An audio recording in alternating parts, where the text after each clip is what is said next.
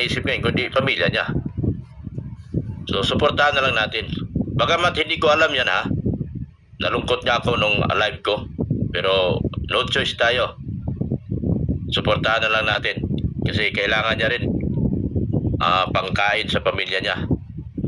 Alam niyo naman kung sino nag-shoulder sa lahat ng kapatid niya at mga magulang niya. Siya lang po ang maasahan. So, sana maging masaya ang lahat. No? Maging masaya na lang lahat. Huwag na nilang ibas. Kung maaari, babas nyo man yan. Wala na rin yan eh. Nandyan na eh. Lalo siyang tumatag dyan sa basing niya yan. Huwag na siya content. Intindihin mo siya. Support lang tayo. Tama man, may whitey.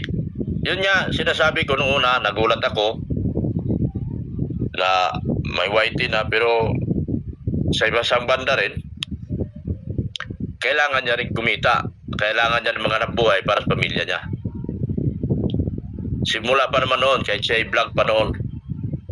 So, kailangan niya ng kita para sa kanyang pamilya. So, suportahan na lang natin. Hindi na natin andyan na eh. Nabugbog na rin ako. Pinapagbintangan ako. Ako daw ang isa sa likod. Sabi ko, lagi na lang ako. Kahit wala ako, laging ako. Wala tayong magagawa dyan. Kahit di kami nag-uusap, sabihin, ako pa rin. Wala tayong magawa dyan. Ginawa nila ako lagi scapegoat. Scapegoat ako lagi. Pero, no choice tayo kundi tanggapin. Walang masama kung vlog dahil need niya na support para sa family. Buzzers, hindi man. Yun nga ang ko na sana bagay, nakita ko naman talaga palaban eh. Nakita ko talaga palaban. Baliwala sa kanyang basing. Makikita niyo yan pagdating ng araw. Sa ngayon, ang sabi niya, mag-gain lang muna siya ng subscriber. Mag-gain lang muna siya ng subscriber ngayon.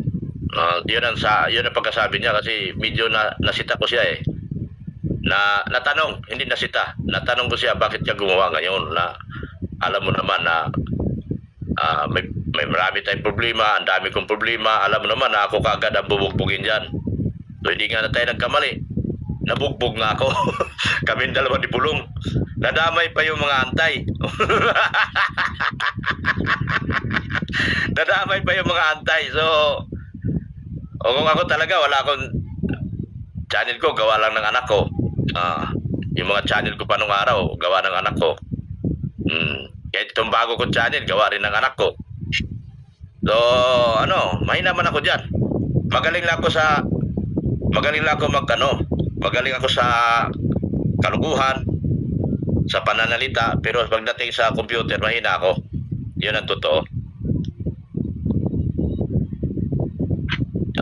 Yun nga. Kasi talagang ako walang alam dyan. Kahit alam nila yan. Ginoo. Pag matapos na yan, problema nila ay sigurado magpapablog yan si Beyonce. Hindi ko po ibablog. For the sake of argument, i-vlog niya ako. Pero hindi ko siya i-vlog. Bakit? Dahil ayaw kong magsisilo sila sa akin. Ipakita ko sa kanila na kaya kong mabuhay na akin lang, sarili ko. Pero hindi ko siya i-vlog. Bagamat siya ay content lagi doon sa kabila, araw-araw. Lagi siyang bugbog lang sa content sa kabila. Normal, dahil viral siya ngayon. Ikaw ba naman makarating sa RTIA? Ikaw ba naman makarating sa ibang kabilang ahensya na puro viral? So, suportahan na lang natin. My vlogs, huwag niyo po ako sisihin. Dahil ang sponsor po ng materialis, ang siyang may gusto na si Kapromdi ang mag-deliver sa kanila. Kasi si Kapromdi na po ang kanilang hardware noon pa. At tinutulungan nila si Kapromdi dahil si Kapromdi ngayon ay baksak. Baksak ang channel ni Kapromdi. So huwag kayo magsisilos. Hindi naman po importante po rin kabilang planeta siya. Magpasalamat tayo, nakatulong tayo sa kanya. magiging open-minded sana tayo na nakatulong tayo. Pero ang may gusto talaga niyan, sponsor. Hindi ko pwedeng sabihin sa inyo kung sino yung mga sponsor na yan.